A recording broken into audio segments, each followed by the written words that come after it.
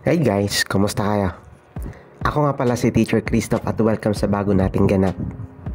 So ngayon, i-share ko sa inyo ang aming recent family trip sa Leyte. Super exciting to kasi first time namin na mag-family trip dito sa ilang lugar na pupuntahan namin together, magsine at iba pa. Kaya sama-sama tayo sa adventure na to. Kasama po pala namin dito sila Ate Vilma with Chickitings at Maisen Andika.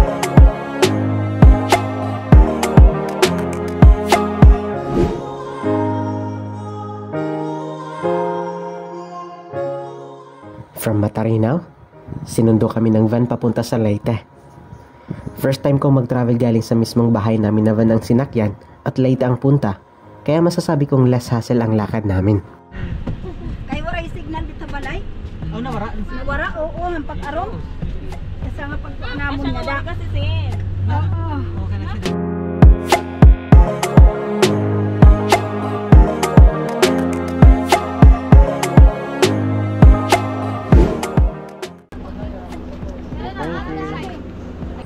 So around 12 noon, ay dumating na kami sa place, ang San Juan by the Bay. Nag-book kami dito for lunch at kasama na rin ang makapag-swimming sa kanilang floating cottages. May different sizes ang kanilang cottages, depende sa dami ng guests. At since umabot kami ng 15 packs kasama ang driver, itong big cottage ang na-avail namin. Super fresh ng kanilang seafoods, lalo na yung scallops, pusit at clams. Worth it ang pagod ng biyahe.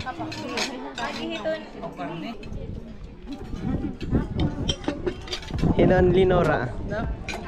First honor. Ano second honor?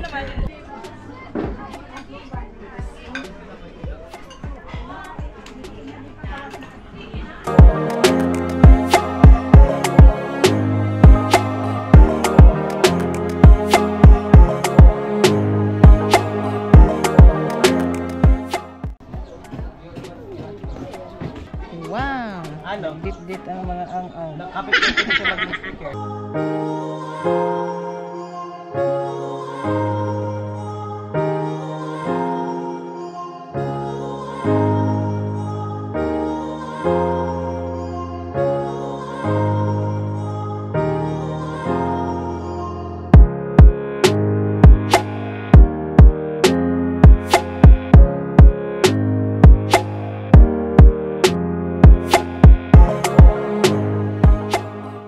Ang San Juan by the Bay ay located sa San Juan, Santa Rita, Samar.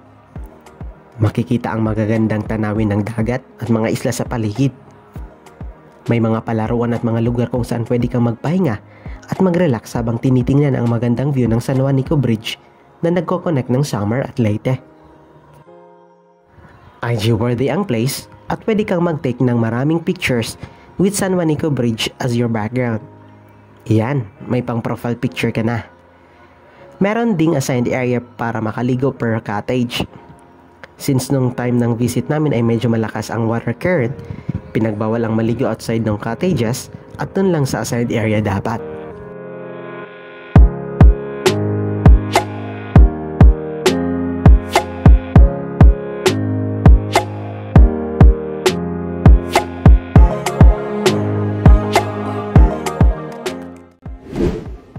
Hello, pwede maglangoy-langoy hera dito tilaro. Aw, di man halarong. Hitnik, kasi lang taas ito. Lalambat lagi pa kay lumuksa ko.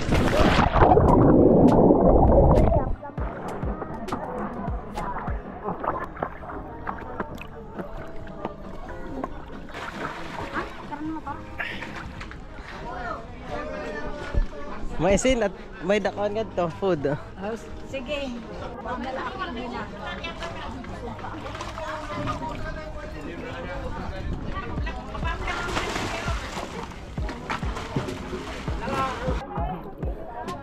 No, sugod oh. Yan. Ulo ng sugod.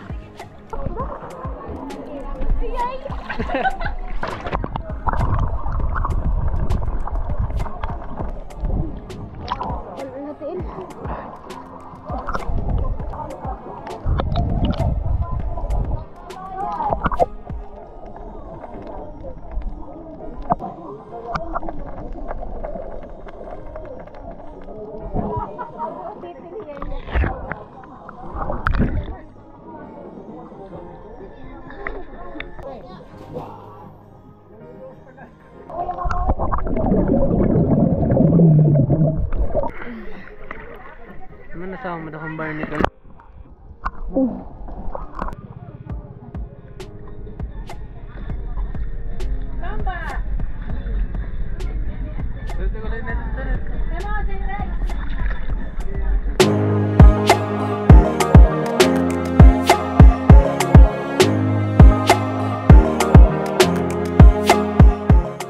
May kasama na rin kayaking sa kanilang activities, pero di namin na-try at may oras lang daw kasi ang paggamit nito. Hindi na namin naantay at need namin dumiretso sa Tacloban since may mga iba pang bagay kami na kailangan para sa itinerary. Aksla ka mo? Okay. 30 minutes lang eh. 30 minutes.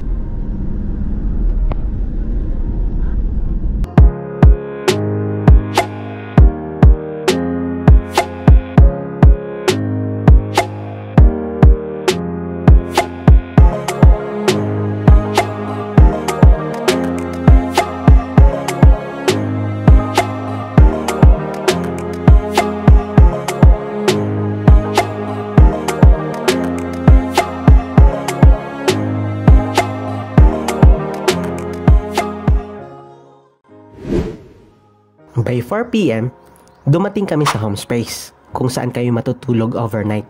Bale, 2 rooms ang kinuha namin. Yung isa, good for 10 packs. At yung pangalawa, good for 4. Okay naman siya at malinis. 10-minute walk lang siya from Robinson's Marasbaras.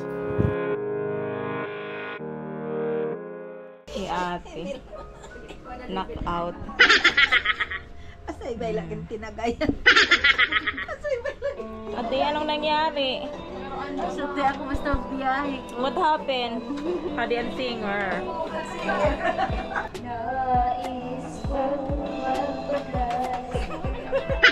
Ano itaw? YouTube Premium is ad-free YouTube and video downloads you can watch anytime, anywhere. Try 1 month free. I-check ko na lang. O sige no, i-check na daw lang. Saan ko dito na?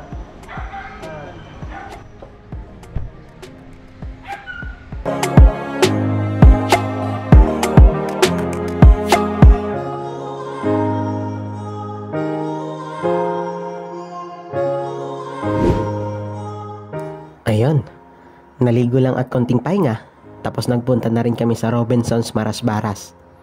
Doon kami mag-dinner at manonood ng sine. Then, bumili muna kami ng tickets bago kumain at 8 PM schedule ang napili namin. Yun nga lang, ang movie na showing lang sa mga gabing iyon ay Inside Out 2, cartoons. Pero no choice eh. Matagal na rin daw kasi ang last nood na sine nila tatay, kaya gusto din namin na ma-experience nila ang sine sa ngayon. Kaya lang, cartoons.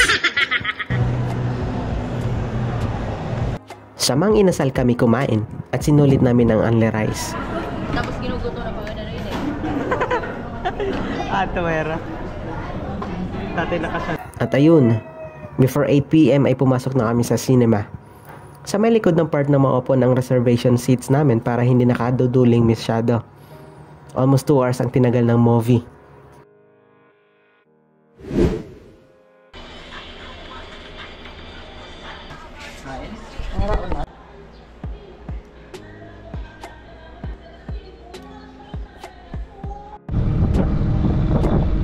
Makain ka mo? Kingdom. Eh okay kay gintutuduan nga ni Ma'am Risa paghugas, plato. Ino? Ito okay. Asya ngayon makarit paghugas kanina. For our second day, todo na ang city tour namin. Una, pumunta kami sa MacArthur Landing Memorial Park. Gusto sana namin yung feels pag nandun ka sa mismong lugar kung saan naglanding si General MacArthur during World War II.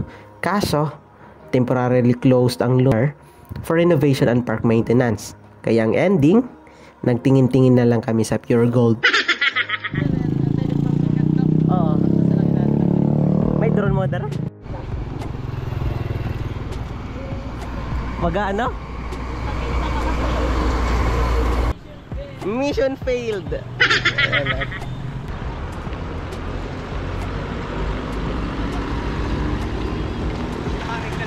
Tapos we decided na bumalik na sa home space after at doon na lang mag-early lunch para before 12 noon ay makapag-check out na kami.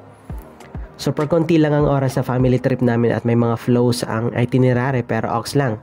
May next time pa naman. Kaya yun ang aming Leyte adventure. Super saya at memorable ang trip na to kasama ang buong family. Kung gusto nyo rin mag-explore ng Tacloban, highly recommend ko talaga. Salamat sa panonood at hanggang sa susunod. Paalam!